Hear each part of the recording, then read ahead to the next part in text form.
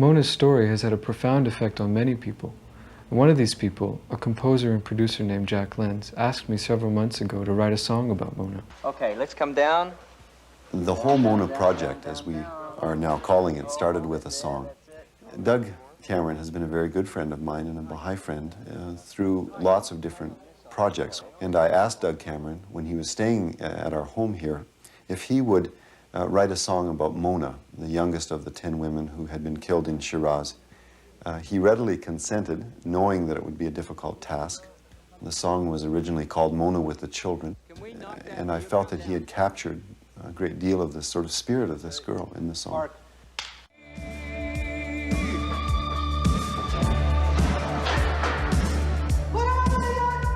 I can see her in my heart. The whole world was falling apart. She said, "This is where I've got to be." When I was trying to write a song about Mona, I found it pretty difficult because I didn't have an idea that could express, I thought very well, what her experience would have been or what she would have wanted the expression of her experience to be. And then I got the idea of dancing and the idea that she was dancing and that we were dancing and that the world was dancing. And I found out later that when her sister went to visit her in the prison for the last time, Mona asked her sister to do her a favor, and that favor was that she would pray that Mona would go to her execution dancing. So I was pretty happy because this image dancing seemed so important to her in the song. Send your love to me. Send your love, precious love, dancing.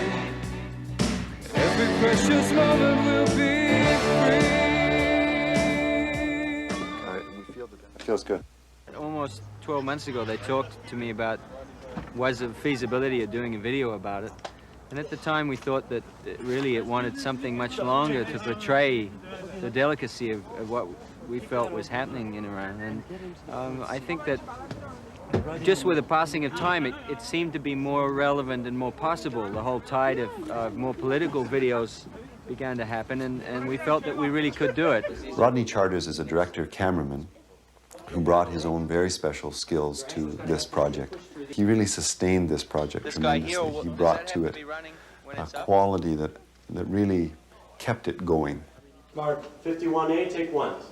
One of the happier accidents in making this video was the discovery of Roya Mahmoudi, who played the role of Mona in the video.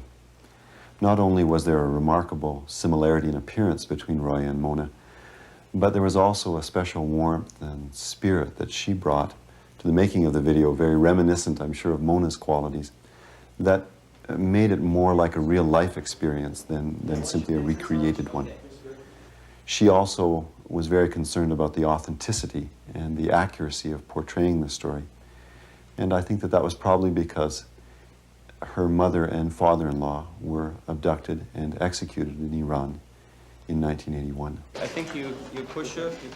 I'm trying to get a feeling of what the Baha'is are going through there. And it's really tough. People think so. We have the information about it, we hear about it. Not till you've partaken of it do I really think that you can feel what's going on. And I really feel that I've only gotten a glimpse of it, even though I've played out the role completely. What would go on in the mind of a 16-year-old, I don't know. Someone that fresh, someone who enjoys life that much. And yet Mona seems to be someone who is extraordinarily mature and very in tune with her beliefs and her understanding of what a human being is. Mona, like her father, had a deep love for the Baha'i teachings. She also loved to draw and to write poetry. When the guards came to arrest her, her mother asked, "Why are you arresting a 16-year-old child?" The guard showed her mother one of Mona's poems and said, "This isn't written by a child. This kind of poem could set the world on fire." Mona's mother was imprisoned for 5 months at the same time as Mona. And when she came into the prison, Mona took her aside and asked her to do something for her. She said, "Mother, don't treat me in any special way. I want you to show your love and affection to all these other prisoners so that they won't think that I'm lucky to have my mother here. I want you to be a mother to all of them, just like you would be to me."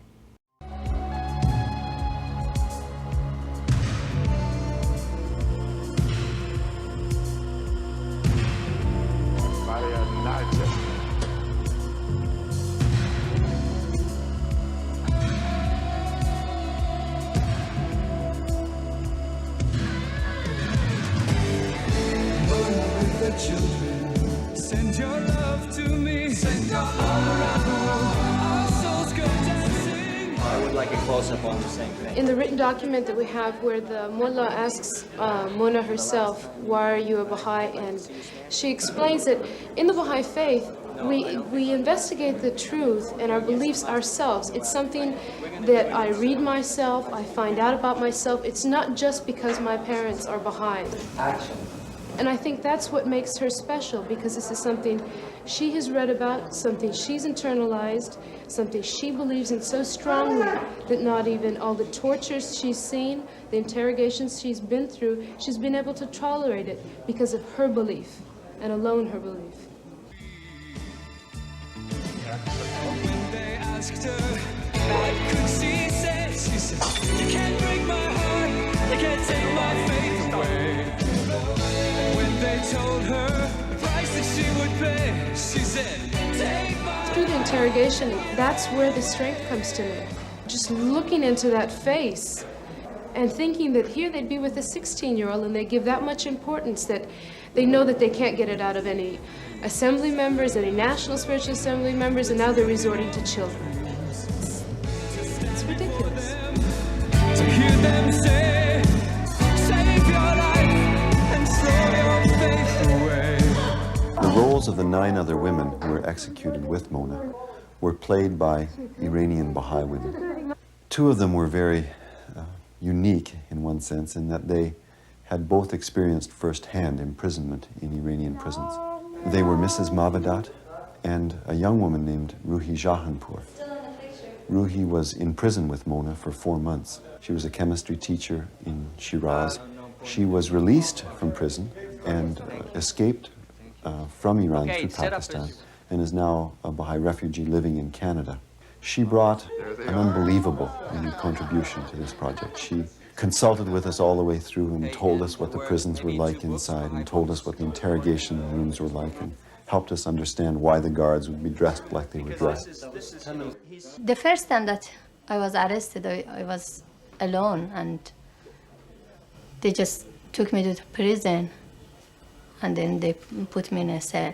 But the second time I was arrested with my friend Shirin, and when we got to the cell, we found out that there are some other Baha'i women. They tied me to a bed and they beat the soles of my feet. They just said, are you Baha'i? I said, yes. And they said, will you convert to Islam? I said, no. And again, they continue beating me for 74 lashes. I think it would work a lot better, wouldn't it? Because we just see the whole back of your feet, just a massive red. Yeah? We chose Mona's story because she was the youngest of the 10 women who were executed, and also because she showed a particular kind of courage and strength. The man who drove the women to their execution told later that the authorities, in a last effort to try and break the spirit of these women and to force them to recant their faith, had hanged them one at a time. Mona asked to be last so that she could pray for the strength and steadfastness of the others. And when her turn came, she kissed the noose and said a prayer for the happiness of all humanity. Mona was deeply in love with her faith and dedicated her whole life to serving humanity and to the cause of peace. Her story shows us that she wasn't defeated by her circumstances, and that the love that she felt enabled her to be brave in the face of great cruelty. At one point when she was in prison, she said to her mother, "Mother, if I felt that my execution would result in the youth all around the world joining hands and moving forward in service to humanity, learning about the Baha'i principles, and dedicating their lives to service and to peace," she said then that she would suffer 100,000 executions if that could be brought about.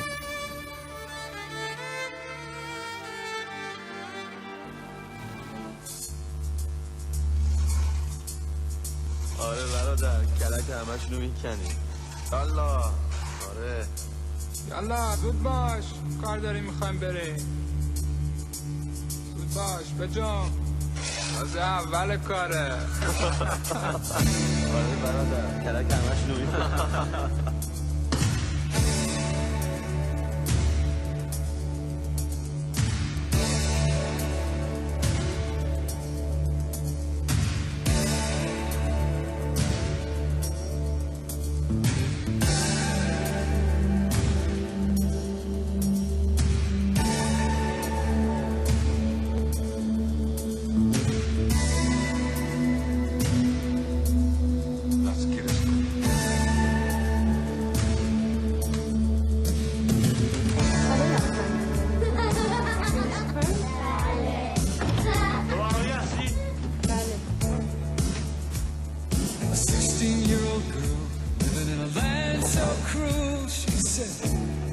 Where I've got to be.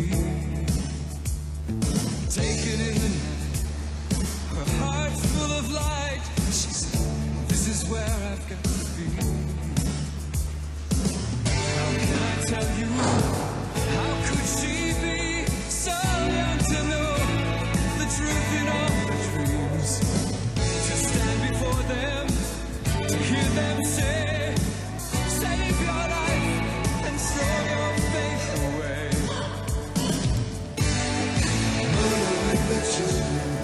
Send your love to me. All around the world we'll go dancing. Send your love to me. Every precious moment we'll be dancing. Every precious moment we'll be free.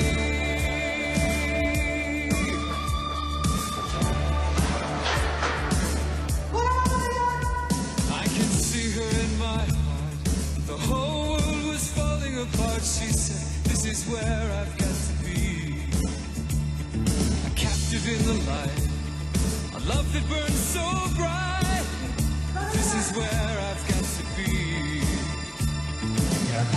When they asked her, what could she say? She said, you can't break my heart, you can't take my faith away. And when they told her the price that she would pay, she said, take my life, take it all away, all away. Mona with the children, send your love to me. All around the world I see you dancing. Mona with the children, send your love to me. Every precious moment you'll be dancing. Every precious moment you'll be free.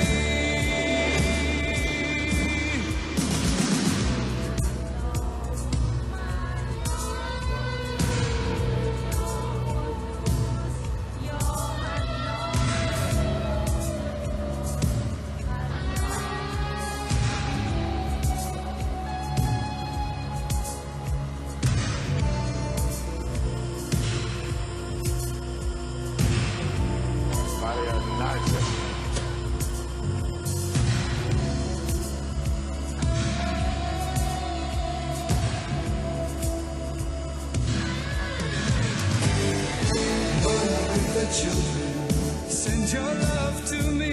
All around the world, our souls go dancing. Mona with the children.